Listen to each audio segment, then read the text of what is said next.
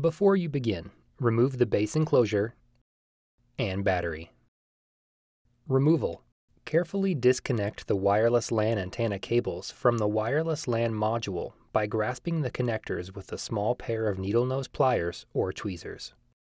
Caution. Use care when disconnecting the wireless LAN antenna cables from the wireless LAN module. A damaged cable or connector can degrade notebook performance. Remove the 2mm P1 Phillips head screw that secures the wireless LAN module to the system board and allow it to release to the spring tension position. Grasp the wireless LAN module by the edges and pull gently to remove it. Reverse this procedure to install the wireless LAN module. Important: when installing the wireless LAN module, be sure to align the notch in the wireless LAN module with the key in the wireless LAN module slot in the system board.